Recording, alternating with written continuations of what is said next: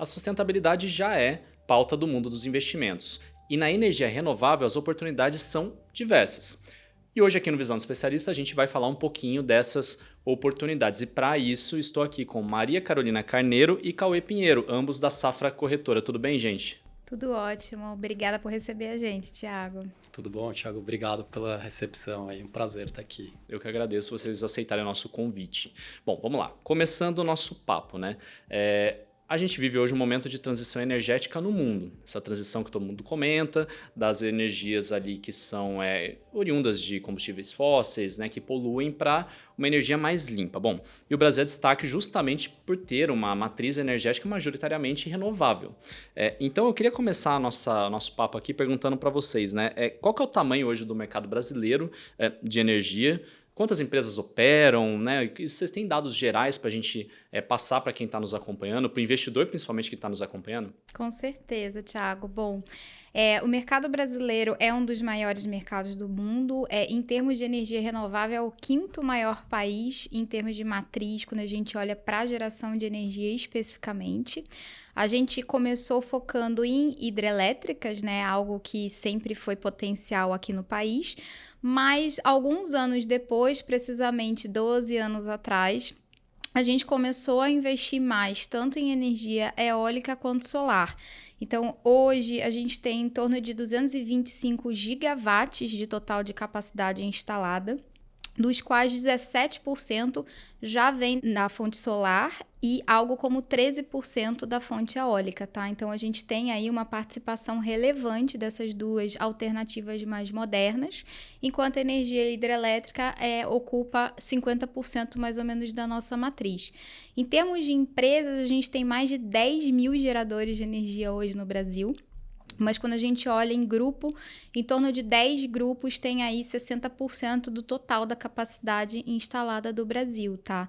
Esse desenvolvimento das novas fontes da transição energética, principalmente a solar, ele foi muito rápido.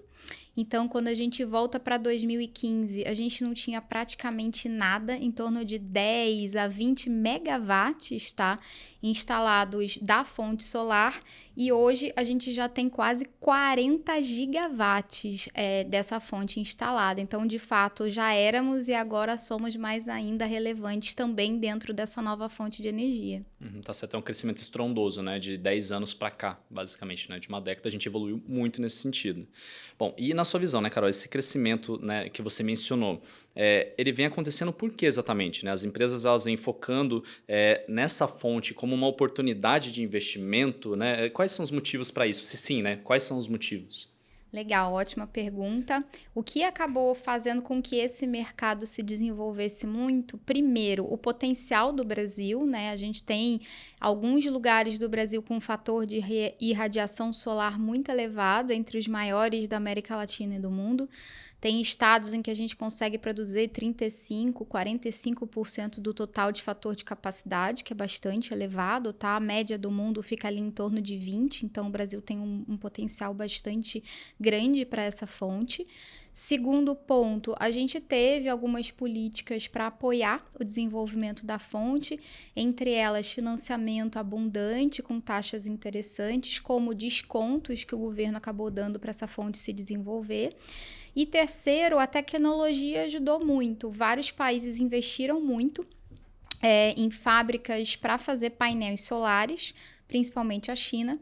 E hoje, esses painéis chegam aqui ao Brasil com um custo muito competitivo. Quando a gente olha para o consumidor, o que as empresas perceberam também é uma necessidade. Muitos desses consumidores queriam alcançar um pouco mais de liberdade, poder escolher um fornecimento de energia mais limpa. Obviamente, essa demanda veio mundo afora, mas aqui no Brasil, muitos clientes diretos, pequenos comércios e as próprias pessoas resolveram focar em também tentar ter um pouco de sustentabilidade, né? Ainda mais com esse desconto que a gente reparou que o governo acabou dando para dar incentivo para o desenvolvimento da fonte e o custo do investimento menor, fez com que um investimento, especialmente em solar, acabasse sendo mais interessante, tá?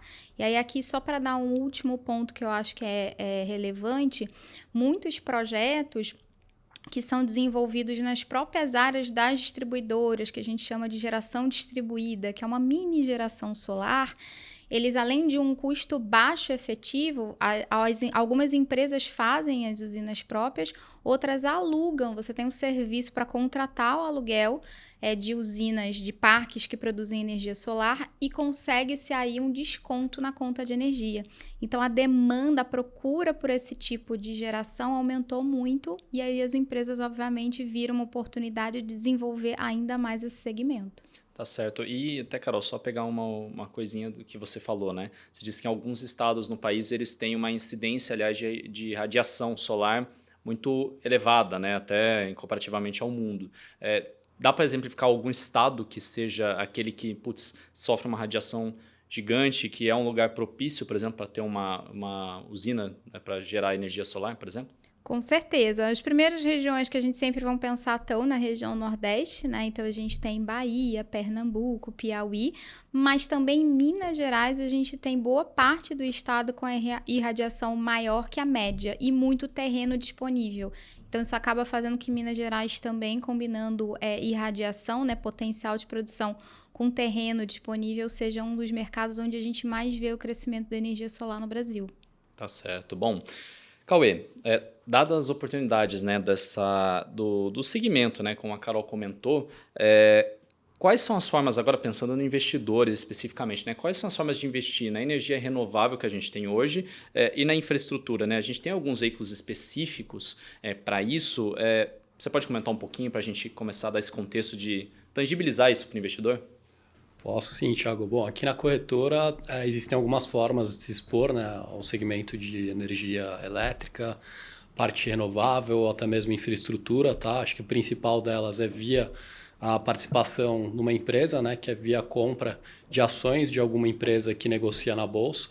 E no setor elétrico a gente tem algumas alternativas de empresa com viés, né, ligado à energia renovável. E outra alternativa seria via a compra de fundos de investimento em participação em infraestrutura. Também são veículos negociados em bolsa. Existem boas opções de investimento nesse segmento e a gente teria alternativa, né, para o investidor que quiser alocar os recursos, né, no segmento, se expor através desses veículos. Uma outra forma também seria via a dívida, né, dessas empresas. Então, as debêntures de infraestrutura também conseguem ter exposição a esses veículos e poderiam ser uma alternativa para o investidor.